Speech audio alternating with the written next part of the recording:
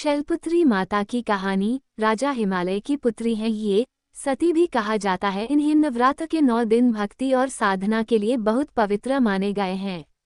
इसके पहले दिन शैलपुत्री की पूजा की जाती है। शैलपुत्री हिमालय की पुत्री हैं। हिमालय पर्वतों का राजा है। वह अडिग है, उसे कोई हिला नहीं सकता। जब हम भक्ति का रास्ता चुनते हैं तो हमारे मन में भी भगवान के लिए इसी तरह का अडिग विश्वास होना चाहिए, तभी हम अपने लक्ष्य तक पहुंच सकते हैं। यही कारण है कि नवरात्र के पहले दिन शैलपुत्री की पूजा की जाती है।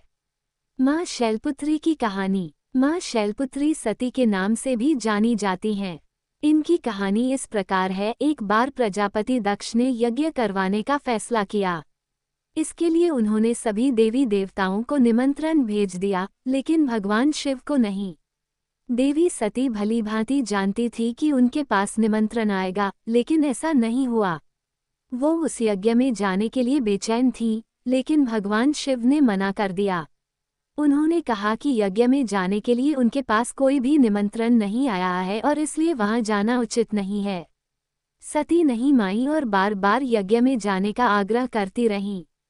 सती के न मानने की वजह से शिव को उनकी बात माननी पड़ी और अनुमति दे दी।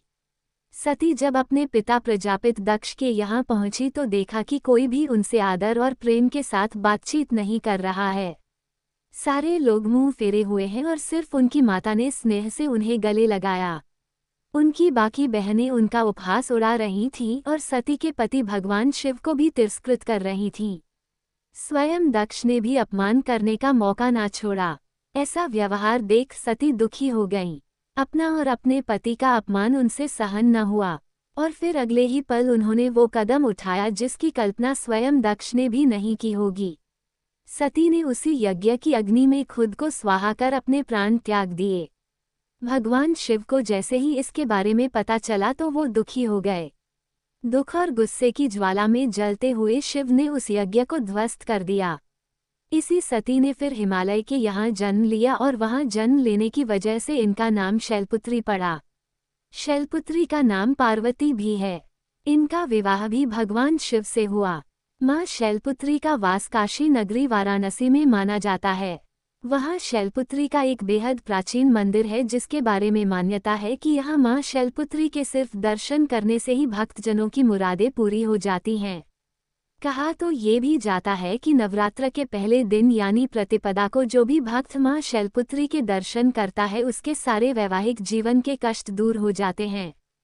चूंकि माँ शैलपुत्री का वाहन वृषभ है इसलिए इन्हें वृषारूढ़ा भी कहा जाता है। इनके बाएं हाथ में कमल और दाएं हाथ में त्रिशूल रहता है। मान्यता है कि विधिवत माँ शैलपुत्री की पूजा से जीवन में शांति और सुख समृद्धि का वास होता है। वहीं माँ शैलपुत्री के पूजन के पश्चात मंत्र जाप, आरती और कथा पढ़ना भी जरूरी माना गया है। तो आइए जानते हैं माँ शैलपुत्री की कथा। शारदीय नवरात्रि का शुभारंभ आज 26 सितंबर से हो गया है। आज से 9 दिनों तक 9 अलग अलग देवियों की पूजा की जाएगी। शास्त्रों के अनुसार नवरात्रि के पहले दिन माँ शैलपुत्री की पूजा की जाती है। शैलपुत्री माता को उमा, सती और हेमवती आदि नामों से भी जाना जाता है। माँ शैलपुत्री का वाहन वृषभ है। माता के माथे पर चंद्रमा सुशोभित है और उन्हें सफेद रंग प्रिय है। इसलिए माँ शैलपुत्री की पूजा में उन्हें सफेद रंग के ही वस्त्र, पुष्प, गाय का घी और मिठाई अर्पित करें। मान्यता है कि विधिवत माँ शैलपुत्री की पूजा से जीवन में शांति और सुख समृद्धि का वास होता है। वहीं माँ शैलपुत्री के पूजन के पश्चात मंत्र जाप, आरती और कथा पढ़ना भी जरूरी माना गया है। तो आइए जानते हैं माँ शैलपुत्री की कथा। शैलपुत्री की कथा। पौराणिक कथा के अनुसार एक बार प्रजापति दक्ष ने अपने घर पर यज्ञ का आयोजन करने का सोचा तो उन्होंने सभी देवी देवताओं को अपने यहाँ आने का निमंत्रण भेज दिया, लेकिन राजा दक्ष ने भगवान शिव को नहीं बुलाया। देवी सती को लगा था कि उन्हें भी बुलावा भेजा जाएगा, परंतु उनके यहाँ यज्ञ में आने का निमंत्रण नहीं आया। फिर भी देवी सती को उस यज्ञ में जाने का मन हुआ, लेकिन शिवजी ने उन्हें मना कर दिया। शिवजी ने सती को बोला कि अभी उनके पास यज्ञ में जाने के लिए कोई निमंत्रण नहीं आया है, इसलिए वहां जाना ठीक नहीं होगा। फिर भी देवी सती ने उनकी बात नहीं मानी। बार बार यज्ञ में जाने का आग्रह करने के कारण भगवान शिव ने उन्हें जाने की अनुमति दे दी।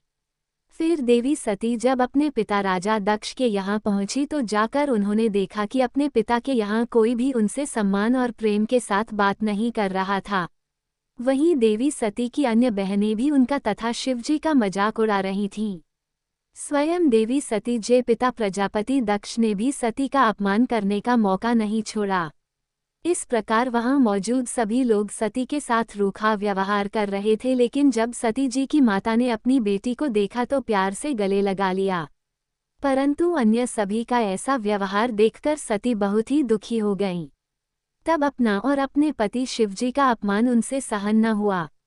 इसके बाद इस अपमान से अत्यंत दुखी होकर सती ने उसी समय वहां यज्ञ की अग्नि में कूदकर स्वयं के प्राण त्याग दिए।